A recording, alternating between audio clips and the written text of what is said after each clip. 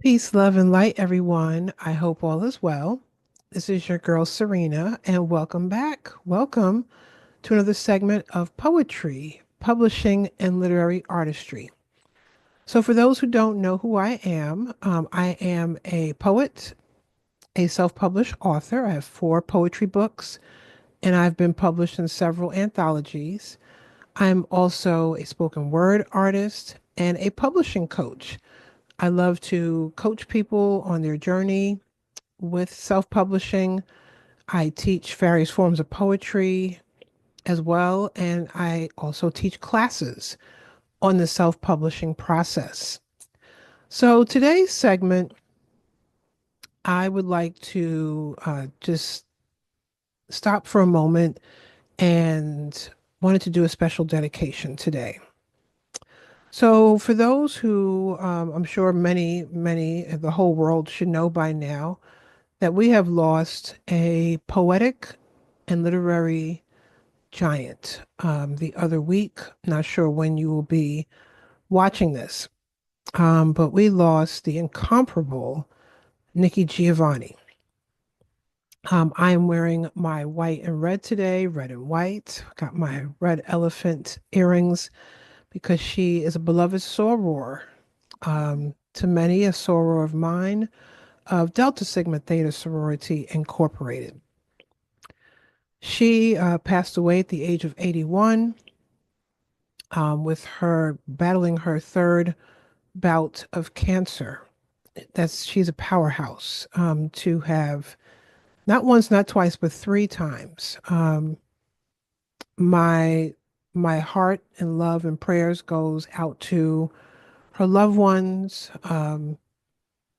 Really sending lots and lots of beautiful vibes to all of you. May peace be with each of you during this season. It's never easy to lose a loved one at all. And we are in the holiday season. Not sure when you will see this, but we are in the midst of the holiday season. And the holidays is happy for some and very challenging for others. And it's harder when you lose a loved one um, so close to the holidays. So I wanted to make today's segment a dedication to Soror Nikki Giovanni. I just wanted to share a couple of stories and I'm going to get into a couple of poems. So I remember meeting Soror Nikki Giovanni. It was probably over 20 years ago. And went to a poetry reading she did in Maryland. She's quite comedic in her delivery. She's an activist, but also when it's time, for humor, she's very funny. And I always encourage people, if you could see her, poetry readings, author talks, whatever, go see her. So I had met her before, prior to 2001, and I remember telling her how I wanted to become her soror one day. And sure enough, I saw her again. It's now 2003, 2004. I waited in line with my books that I had at the time. I was like, I got to get my books autographed, right? And when it was my turn, I told her, we met before, and I just want you to know that I am now a soror of Delta Sigma Theta Sorority Incorporated. She got up from behind the table, walked around, and gave me the biggest hug, and said, Welcome to our beautiful sisterhood. And I told her at the time also, I had started writing poetry. I had been writing for several years. I don't know what to do with my poems. And she said, I want you to keep writing, Soror. Keep writing. She said, You got something to say. That's why you're writing poetry. And she said, When you publish your first book, um, let me know. Send me a copy. I'm sitting here like, okay, I don't have an address, but okay, I'll send you a copy. So years later, my first book, Reconstruction Pieces of Life, Volume 1, came out. That was now 2014. And I think I sent it to her a year or two after it was published. I was going through a very dark and wicked battle with Lyme disease in 2014. So I was just trying to get well. But she was on the list. I'm like, I have to send Sora Nikki Giovanni my book. I found a way to send it to her. I'm also an alum of Virginia Tech University, and she taught there. So I was like, okay, maybe if I send it to the department where she teaches at, she'll get my book. So I wrote her a letter. I sent her my book. And she always said, hey, she would tell people, if you write me, I'll write you back. I love writing. And I sure enough got a letter back from her. I sure did. And I was like, oh my gosh, it's her. She wrote me and she congratulated me on my first book. I have four poetry books altogether, and I sent her all four of my books over the years. Also sent her a pack of postcards. She loved the universe. She loved Mars, and I believe that that's where her spirit is, that she is amongst the galaxies that we can't even see, stars. And I know she has seen Mars already a couple of times. Um, and I sent her some postcards I found in the pandemic and got a card back. I loved hearing from her. I love that my mother introduced me to her work and and Sonia Sanchez and Maya Angelou and the last poets. My mom raised me to know poetry, so it was embedded in me. I just took time, and when it's your time to do what you're called to do, it will happen. It will come. So, Artist Paradise, Pieces of Life, Volume 3, I sent her a book earlier this year, and I didn't hear from her. And I just sensed, okay, well, she'll get back to me. She's Nikki Giovanni. She's busy, right? But I sensed something else. I couldn't put my finger on it. And I know she got it because it didn't get sent back, thank goodness. But I was praying she got it, and there was a couple of particular poems I wrote in a letter to her that I knew she would like a lot. One was it was a Pantoum poem, and I talked about the universe and dancing and walking amongst the stars. And then the remix poem, which I'm going to read to y'all in a little bit, Artist Paradise, the remix, it was dedication to Women's History Month, and I added her name to the poem. So we all lost a beautiful, beautiful soul. As one beloved poetic friend told me, and I love what she said. She says, Serena, just think that we were able to experience her in our lifetime. We were able to say we lived in the same lifetime as Nikki Giovanni. So I just want to thank her um, for her activism, for pouring into the world, for her beautiful spirit, her bright smile, her humor, her love, being very forward, her honesty, and may she rest in power.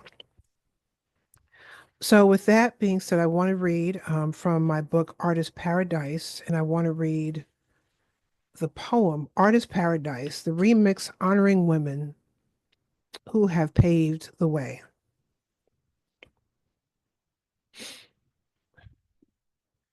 Guitar strumming, like stroking paint across a blank canvas. Wicked beats that go up and down as an artist vigorously throws her heart and soul into a sketch. Blissfully blowing passion, accenting, adding intricate detail. Similar to Jill Scott or India Ari blessing their song with the finishing touches to a masterpiece. Octaves raising like Marian Anderson, jamming to a sister singing Nina Simone, lyrical compilation of a crazy diabolical poem, that reaches the Capitol steps through the voice of Amanda Gorman, dancing like Misty Copeland as my arms flay like a paintbrush. Feet glide like fingers across guitar strings like Tracy Chapman, with the fierceness of a spoken word artist, theatrical power of Ruby Dee, Angela Bassett, or Viola Davis. Pure artistry, capturing a crowd or a lover with the spark of your eyes, before diving in for that one last line, stroke, step, or tune in another world, playing as if you're the only one in the room, painting as if Faith Ringwald is right beside you, leaping across the stage as the late, great Judith Jameson, illustrating my creative, eclectic side, drums beating louder like a Sheila E. jam session, horns blowing, energy rising, bobbing heads to the musicology of your biology called song, slamming, spitting verses like the great late Nikki Giovanni, the depth of Sonia Sanchez's voice with Maya Angelou's breath, photos capturing memories and moments through the eyes of the late Florestine P. Collins, everlasting still shots of time, dedicating this piece to the sound of artists, my sisters who artistically have blessed the masses, no matter what shape or form, medium or genre, amateur or pro, glowing, glowing when I hit the mic, pouring everything internally, delivering sound of imaginative creativity, instinctively living in an artist's paradise, fluidly. That is from Artist Paradise, Piece of Life, Volume 3. And my apologies, I should have, there were quite a few late greats in there. The late, great Maya Angelou. She's another one. May God rest her soul. May she rest in power.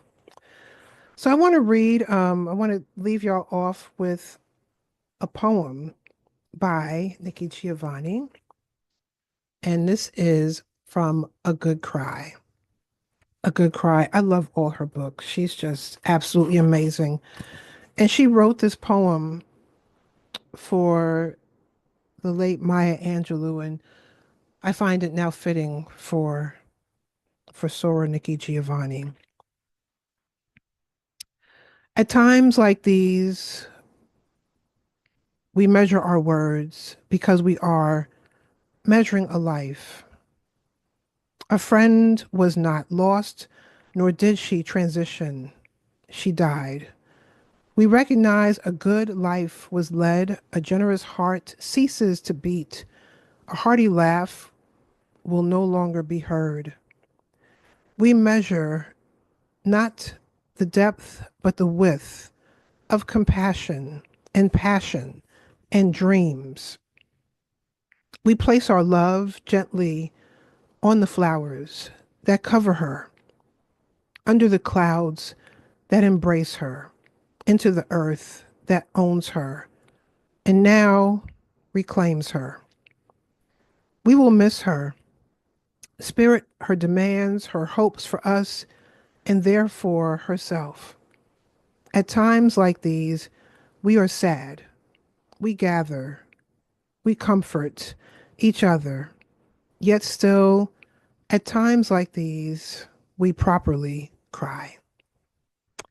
And that is from her book, A Good Cry, What We Learn from Tears and Laughter. Oh, so I just wanted to stop by today and share poetry, just share stories, and just say thank you so much to the incomparable, the beautiful, and loving Nikki Giovanni. Rest in power, my sweet soror. For those who would like to follow me or check me out on social media, I'm Divine Wright, DivineWryte. That's my poet and spoken word name. Also, my website is serenawills.com, SERENAWILLS.com. Thank you all today for tuning in to this special segment, this dedication to Nikki Giovanni. Rest in power. God bless you, Soror. And one love to everyone. Bye for now.